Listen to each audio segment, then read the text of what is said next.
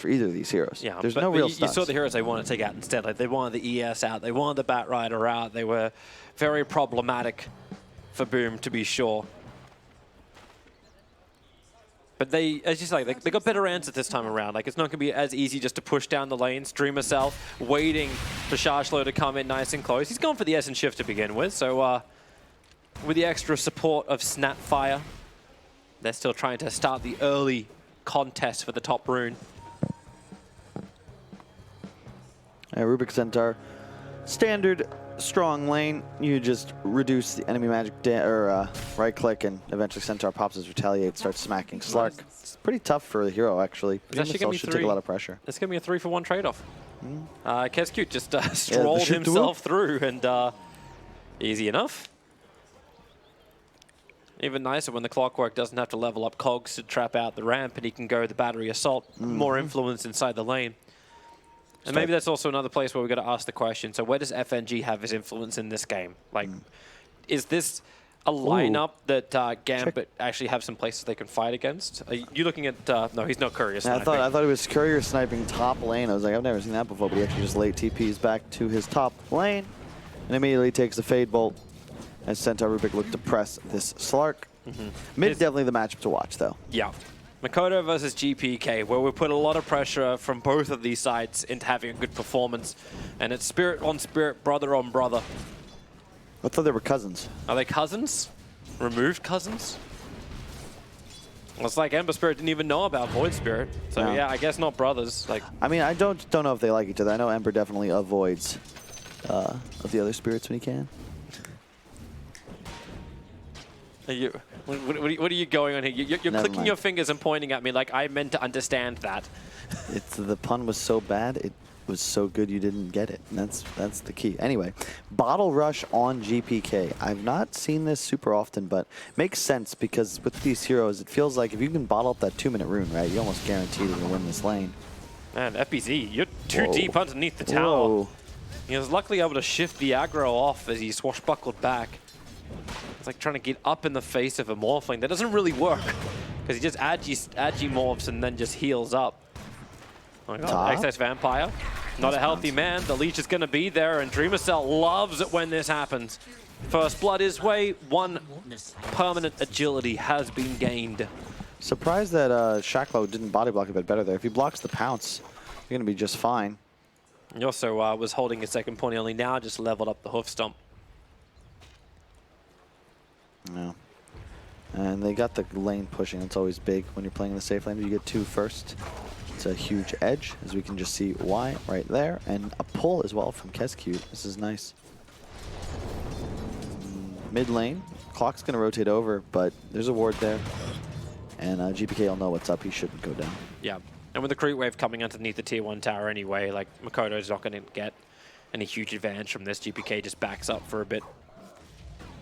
Actually, what does he? He just body blocks. That's all he can do. It's all about the lane control nowadays. Arcane Rune was bottled up by Makoto, as you said, so he'll have the edge for some time. And I think that that's something I'd like to see the Rubik do as well. These rune controls mid. Somebody has got to help out GPK at the 4-minute mark. Hide? He just walks in front of Dream, gets into the trees, and is able to salve up.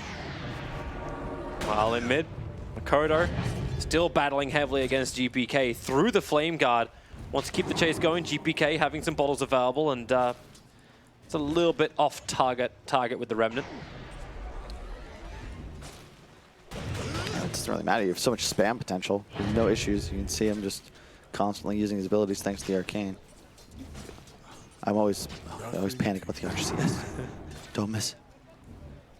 Prepare for a lesson. Rune up in 30 seconds. This is going to be big. I want to see Excess Vampire try and help out GPK in the mid lane, because whoever gets this next rune will start winning middle decisively. Hyde is just having enough of this. There's a bloody harpy Stormcrafter. Yeah. Like just removing his life once again. This time he's got no salve, so the Clockwork's got the Walk of Shame back, and Tango will just have to solo the lane. But he can push it out pretty fast with Swashbuckle. At least it's not a 400 mana pool like it used to be. That was insane. Yeah. That's broken. This Ghost, though, one of my favorite creeps to get on a Chen. You can just go gank with it. It's like a Scotty slow. And Rune was bottled top, no assistance, which means you now have a hasted Void, who should also be able to hit 6 first. So you got to be cautious if you're GPK. It doesn't have the regeneration to stand the ground. Nope, hits the Remnant. Ember, come on back for a little bit, and Flame Guard must be burnt for protection levels. I'd be curious to see who looks to make moves early on. Dreamcell pounces away up top, already a double Wraith Band. Typically don't see Slarks do this very often, but I like the decision. You want to just invest in the laning phase, right? Because Rubik Centaur will inevitably pressure you out. You don't want to go for anything too greedy. Hello. Man, that's actually such a dick thing to try and do. FPZ swashbuckles Dream so he can't get the last hit, and the Clockwork Rocket flies in to try and like contest the pull camp. Just being fun little small things. As the 5-minute bounty runes all go out, and it will go 2-2. Man, FNG has 18 CS. I know a lot of that's probably easy camp, but still. They're doing a very good job down bottom. 31-12 on the Morph, only 17-0. He's almost got the same net worth. Like, okay, he's 200 short of the Pango for net worth. That's not bad. FNG's playing a great Chen, already level 4 as well. Excess Vampire being hunted. Pounce is up. Charshlo. Oh, there's your cookies done. And Rubik just gets blasted down. Snap fired.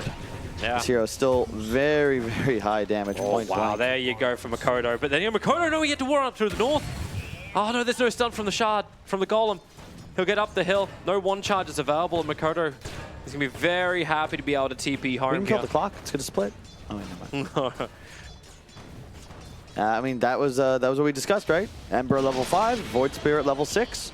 And this is all because of the runes. And as soon as he gets it, boom, double step, and gets the kill.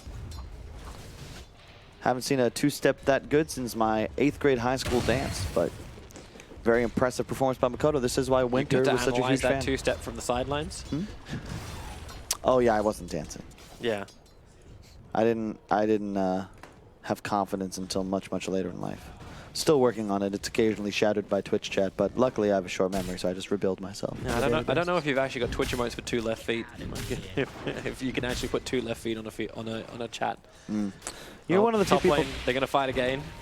We can come back to that terrible analogy later on. Clockwork trying to close the distance over on the Rubik, and with the slow from Snapfire, everybody come inside the cogs, and an easy TP out from the Centaur, and a very accepted death from Excess Vampire.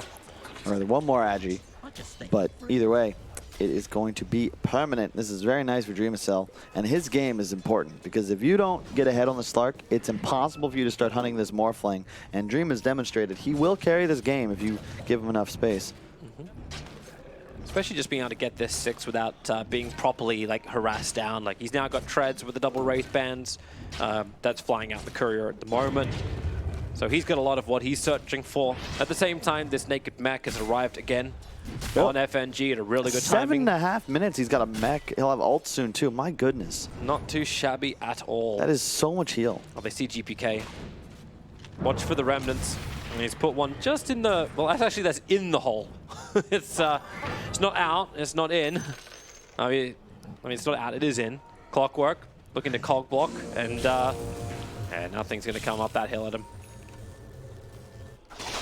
It's a tough game so far for GPK. They're going to get a nice ward, but not, no, at least so far, not the mid matchup I think that Gambit was hoping for, considering they last picked this hero for GPK. Oh, Excess Vampire. Makoto just jumps down, at least get himself a double stump, but the Remnant pulling back the Rubik.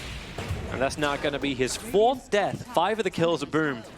Well, 4 of the 5 kills have been on that Rubik. Excess Vampire giving his life, but there's diminishing returns, so ignore the kill count.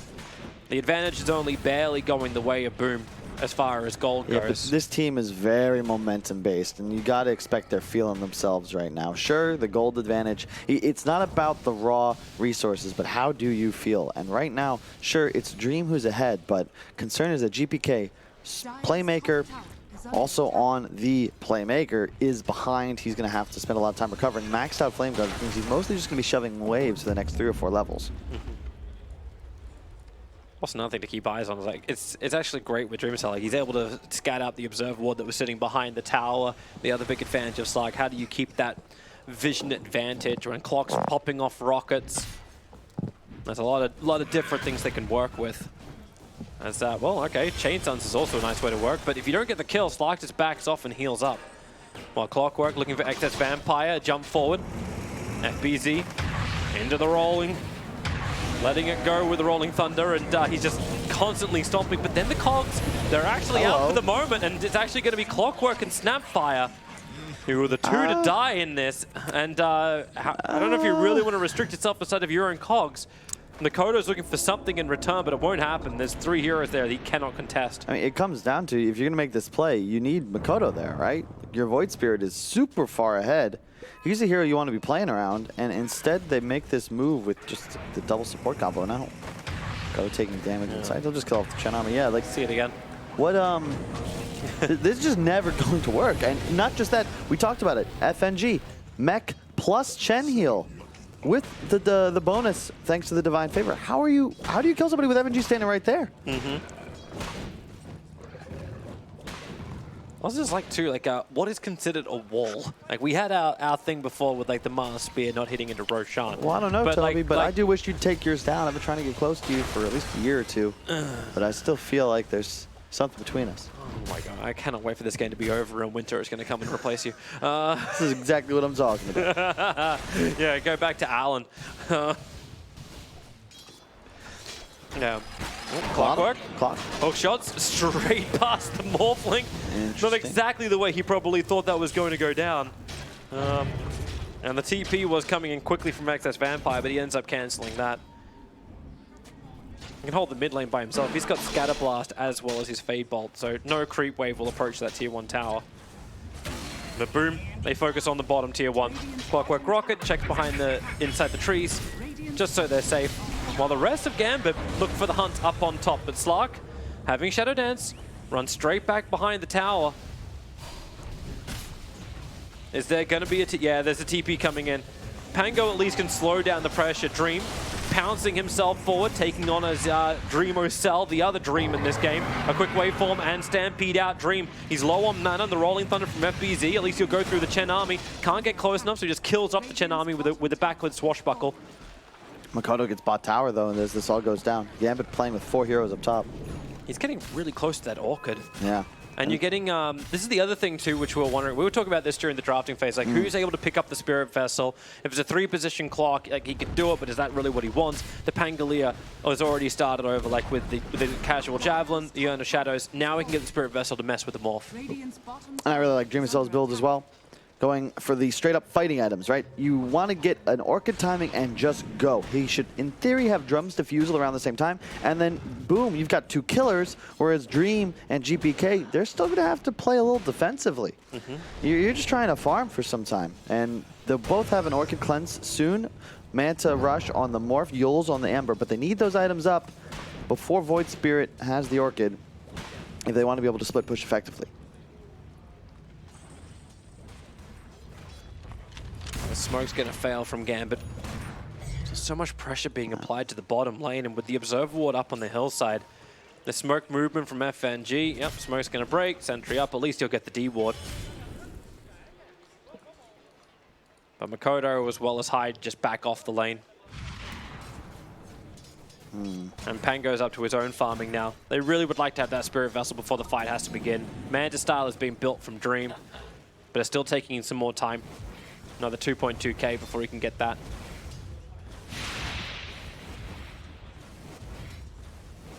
And it's pretty much anybody's game still. I really am looking for Boom to get aggressive. We've discussed it throughout the series, but it does feel like the team that starts playing on the enemy side of the map first often wins. And I do believe the team that took the enemy mid tower first has won both games. And this is where I'd like to see Boom start playing once they get those core items up. Just the recipe away from the Orchid is Makoto, and the Slark just the robe and recipe away from Defusal. You get it. Yeah. Everyone in chat probably understands as well. Yeah, we've learned how to translate you over time. The flames. The team that also doesn't pick the Centaur normally wins too. You know, he's played, this is now his 4th game. Hasn't won a single one out of it. It's been rough. Hey, at least he made it here. Yeah, didn't get stuck in wildcard. A lot of heroes don't even get picked, Toby. They just stay in the box. I've seen every Toy Story. I know how sad that is. There is actually so many heroes who have not been played. It's a little sad. The one, I got a DM about Warlock, and I would agree. I think that's one that we will eventually see come back. People still underestimate just how effective damage amplification and reduction is, and Fatal Bombs are still busted. But no Alchemist, no Treants, no Huskar. No Huskar, no Night Stalkers. He got nerfed into the ground as well.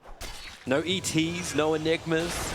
Toby, it's a long list. You want to? It's a very long list. I can keep going through this while we wait for the 15 minutes to come up for the bounty ring contest. And you can That feel, was my plan, Kyle. Why do you have to shatter the image of the illusion? You can feel the game 3-ness of this matchup because it's 5-2, and suddenly these two aggressive teams are just farming core items and only making plays as a group. Look at this, the ward up top.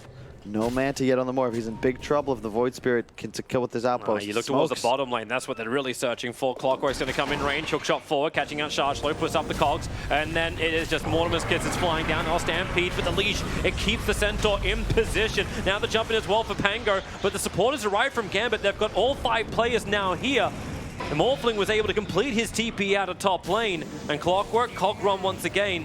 I don't know if you also want to be there, Pango. Swashbuckles up, and he's jumping as far away as he possibly can. I can't believe nobody died there. And also top lane, that was a long TP on the Morph, but he got so lucky. He was in a little crevice where there was no ward vision, so Makoto didn't know that he was leaving, thus doesn't find what would have been a 100% free kill with the Orchid reveal.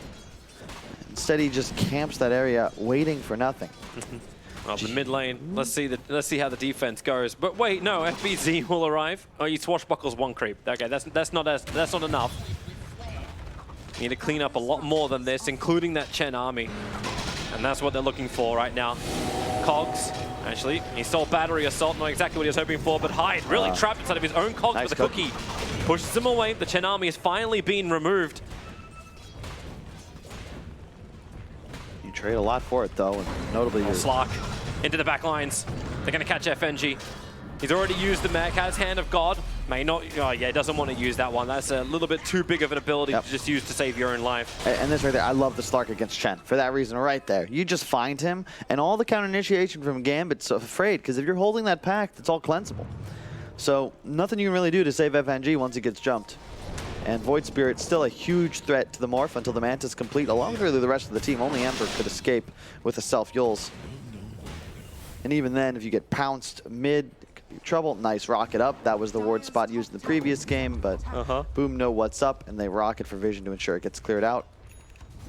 Another benefit to the Slark, of course. And he's been given sentries by his teammate. That's another thing I love to see. He's got that. Yeah, he's got a killer. He's got the Diffusal Blade. This is the Slark very much ready to fight, and if he doesn't get slowed down, that BKB time is going to be even better. Already with 4 permanent agility and 3 kills to his name. Yeah. Spirit Vessel on the Pango. I love that decision too. You've got to buy one. We've talked about how much sustain this Chen provides. The Morphling obviously going to be trying to regen up when he gets targeted. This allows you to reduce that significantly.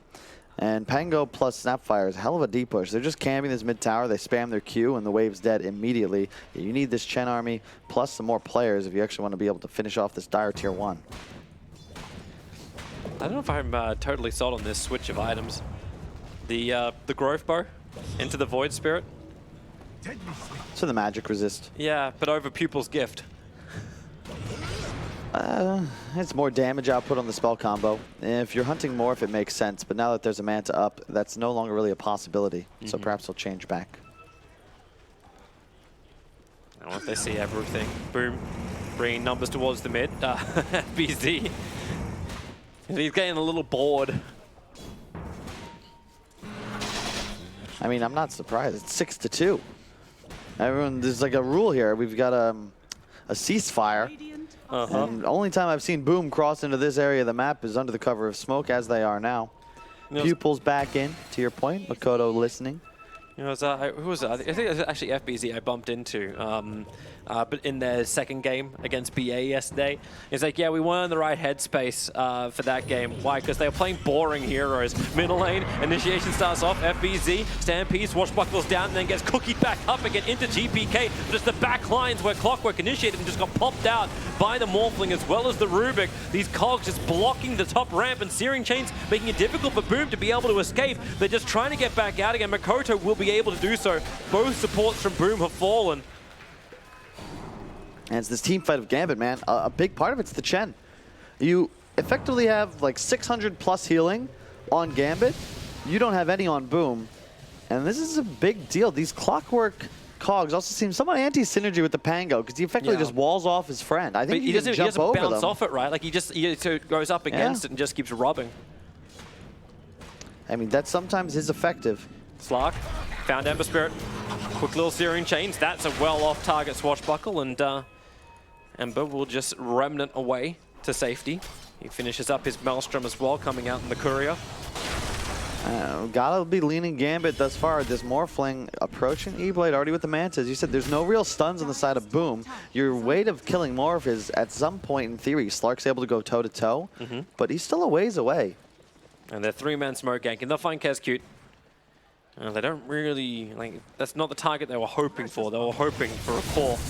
And man, what an item to pick up. Ember Spear with Dragon Scale. Just a bonus 48 damage to every target, or 54 rather. Because you slight and then proc the Fire Burn. Also some nice free armor against this physical damage. Hyde is just making a break for the trees.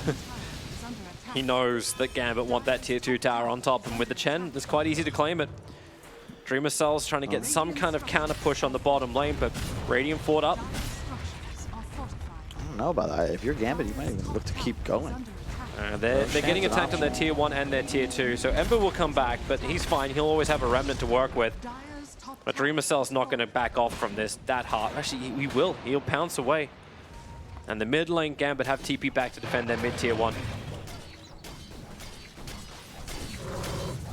Yeah, Gambit slowly but surely acquiring map control.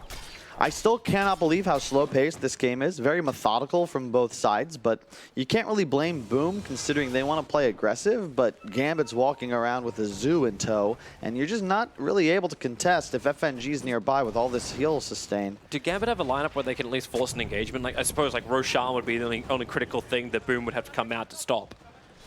Like, if they're losing towers, they're okay with this as long as they don't lose their high ground, their tier 3s. Because what was it? I think Lizard was saying on the panel, like in the late game, you're going to favor the slot. Yeah. You're going to favor him against Centaur, against Morph.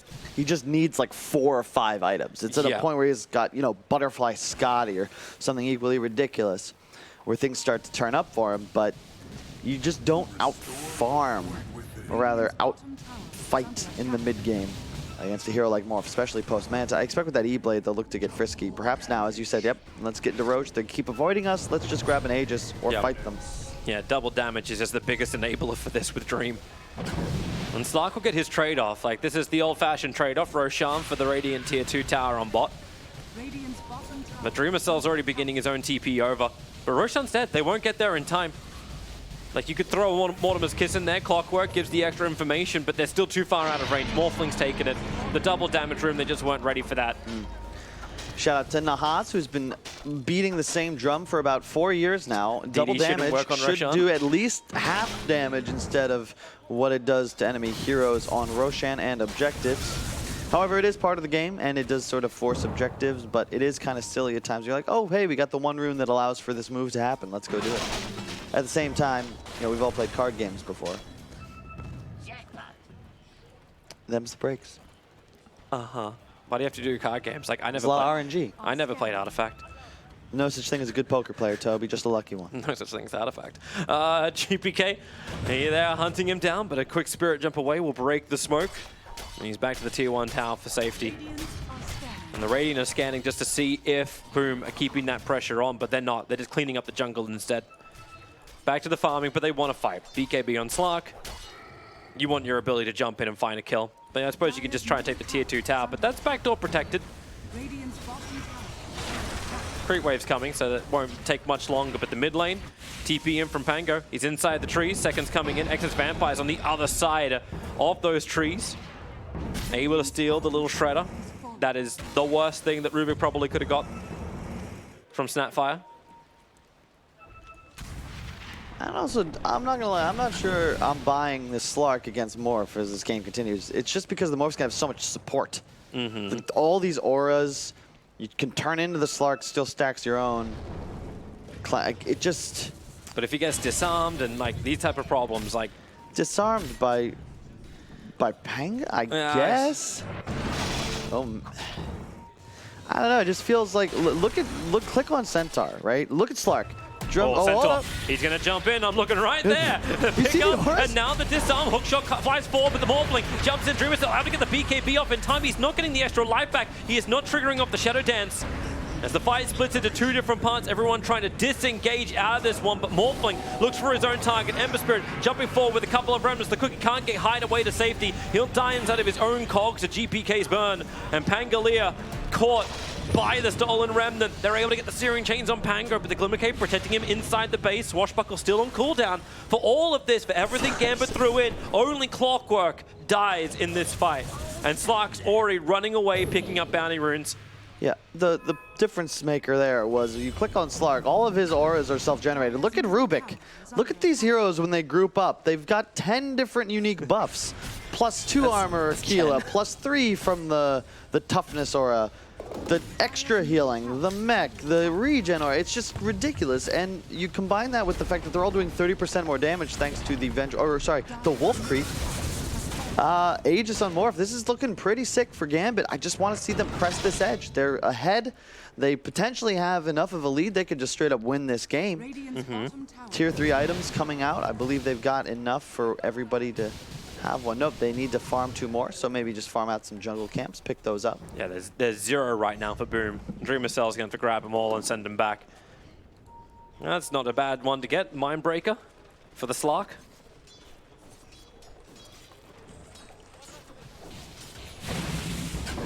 He still wants to keep that pressure on bottom lane. It's one of the big things for Boom. High ground defense just feels still so good. They've got so many ways where they can just clean the wave out. And if the Cogs can block the ramp side and Gambit can't get in, they could find themselves heavily separated, and Stampede won't save you in that scenario. You need long fights as Boom. Slark's got to be in and out of this fight multiple times. Manta's got to be forced out like 2 or 3 Orchid usages. Smoke is going to break. Dreamer Cell, quick pounce away, goes towards the left, and man, that Ember Spirit. Aghanim Scepter is up, he moves fast. Slark will just BKB TP out. It's the wisest thing to do. But it's still that 9-second BKB. They're starting to reduce in duration. And we'll see how this plays out, but for now, Gambit, total control. How long on this Aegis? Another 30 seconds. So they're probably just not going to use it. Titan Sliver up on the Morph. That's excellent. Woo, that was close. Just about 0.2 seconds away. Slark pouncing forward, going to find the Chen. This is a nice little grab. Any kind of kill they can claim. The mech's already been triggered off, but they haven't finished the job just yet. Slark still wants to push forward and find something, but that's 4 heroes. Gambit always with the numbers. And it's just easier for them, right? Like Clockwork, the support duo of Boom just feels kind of worthless right now. Their whole game is just, does Slark carry? And the hero's not going to do enough damage. Jumps forward, Snapfire, tries to be protected. He got the wave, though. They have Dust, they had Sentries, and now Fortification comes in. They brought backdoor down. The creeps got close enough, so they still have that 10 to 15 seconds to push this tower. And then the wave will get there in time for them to be able to continue. And oh my god, the damage. That's a big silence over on Centaur. They couldn't instantly E-Blade themselves, pop themselves out while Slark starts the attack over on the Morphling. Trying to shift this damage as Clockwork. Hood shocks forward. Morphling pull back in by the rope and then push back by the Cogs. He'll burn a lot of mana from this, but Clockwork, again, dying now out to Centaur.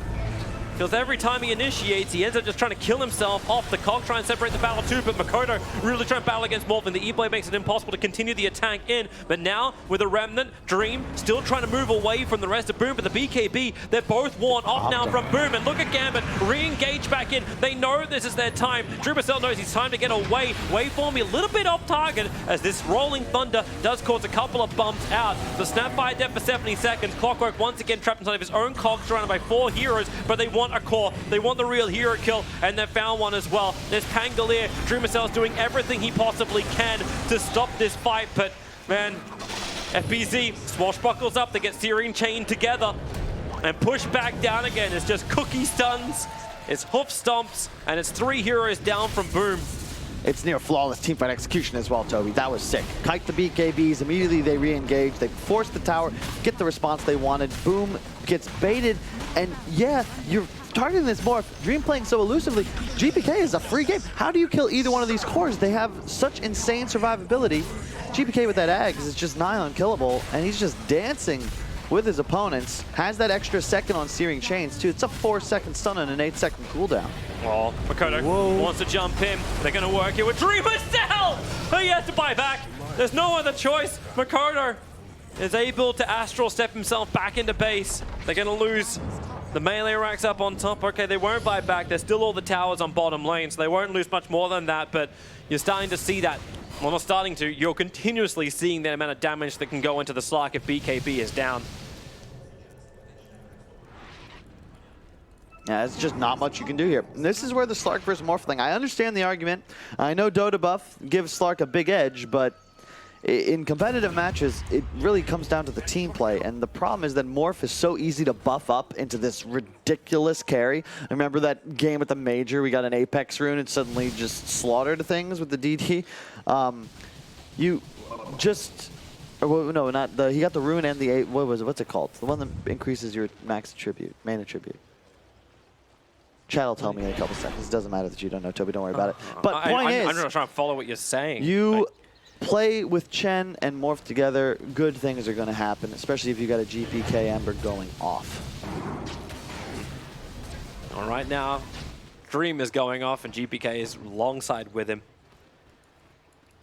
At least Boom, like, they lose that fight. They know they're in a bad position, but they still keep their eyes on the map. They TP down. They keep the pressure on the bottom lane. That's the only place they really can provide that level of pressure. This feels like it's been the tail of the tape thus far. Just nothing doing for Boom. What plays have they tried to make, right? It was that play bottom where they ended up getting both supports killed inside their own cogs. They'll have to Since then, it's just they'll have to battle Roshan line. That's the only place they could really do it. Because if they get Nagus Immortal into Morphling, I don't think Gambit like lose anyone of value pushing in to take that bottom lane of Rax. GPK is playing with Makoto. He's gonna have a Shiva's up soon just to provide so much vision. And Gambit, like, oh man, this Ags pickup seems like such a sick move. I'm surprised we don't see it more often, to be honest. That Dire Observer Ward did scout out the fact that Gambit were grouping up, so I think the smoke was already called out. They definitely know the numbers are there, and yep, a quick little scan just for a little bit of confirmation. Full retreat for Boom. Good vision being planted down, ready for the attack through the bottom lane. And they found a target, and it's Hyde again. And I feel like this guy's just been the punching bag of Gambit. He's almost 50% of their kills. And Dream will easily take this tier 1 tower by himself. No backdoor protection for tier 1s. No fortification either. And this team behind him, you're just not going to be able to take him down. They're waiting to go, though. Gonna try and, Observer up. Someone's gonna get rid of that Radiant Sentry, too. That's a backup from Gambit. They're in a very, very strong position. 14,000 being the gold advantage as we get to watch this top fight once again. It's just picture perfect. Look at this. Both BKBs popped. Ember out. Oh, BKB's down. Boom get caught just hesitating. They want to engage, but they've lost their ability to actually land anything on a target. And all of a sudden, Gambit's here. No problems. The 4 staffs on both Shacklow and Rubik just serving to make it even easier to kite. And you combine that with all the sustain. Here's your what do you contest. do? FBZ rolling thundering into the pit. Roshan's at 4k HP. Oh, now it's a but wall. Now they're all getting back out again. And Melt the bounce forward from Slark. A quick force up away. Chen's able to get his distance. No real strong disarm, and Slark's in too deep. But the hook shot, backline's Clockwork, has picked up and thrown around. The Rubik's had a great time against Hyde. Still no one dead just yet, but Morphling's doing the best he can to try and catch up the Slark, who pounces himself up on top of a hill. Not where he wants to be. Same thing for Clockwork inside the river. With no way out and no buyback available, so they're going to lose that big vision advantage. Maybe Centaur too far up, but nah, you got a 4-staff available. Rubik, he can be the bigger one caught as Makoto trying to stay with it, but again, another 4-staff and the Stampede. Disengage after disengage. Mortimer's kids fly inside the pit, making life difficult. Dream at least has the Aegis to the Immortal as they wait for Dreamer Cell to pounce himself away from this fight. The Void Spirit got hunted down by the Ember. You see Dreamcell get stuck up on that cliff, man. I know RTZ's been smurfing in Herald matches. I didn't think he was in this one, too. Ooh. Unbelievable. There's just no way to fight into this team. They hook in, immediate lift out. There's just too much disengage. Morphling's got a BKB. No one, like, you just can't kill anybody, Tobes. If you can't out team fight, you can't pick off, and you can't outscale. There's really just not much you can do to win the game. Look at this. Oh, let me morph slow. Let me summon him back in. Bring me my Greaves recipe. Bring me my Aether Lens recipe, his allies say. You're seeing they go right for Megas. You're seeing where Slark's moving, because they don't have the vision on the hillside anymore. So Slark is trying to wrap around the back lines, at least get a support. I think he wants the Rubik, but he knows he's under vision. They just lost KezCube once again. And with the Rolling Thunder forward, FBZ now to hit pretty hard, and then Rubik will end up falling. So Dreamcell finally getting something of what he's searching for. A little couple of hits into Shashlo, and the disarm, making life a little harder, but it's also harder for the Slark. And Hyde trapped in his cogs of doom. 3 heroes down, and it really does feel pretty hard. Like, you get the Rubik, and that's what you're celebrating. That's not enough to celebrate, not at this point in the game. 35 minutes in, you're just gonna get megged. And Gambit will be disengaging to just to re-engage. They got the rooting over on the Pangolier, and he will not get away from this one safely. Makoto joins him as well, and GG is called. Gambit will be the first team to reach the winners bracket final here at the StarLadder ImbaTV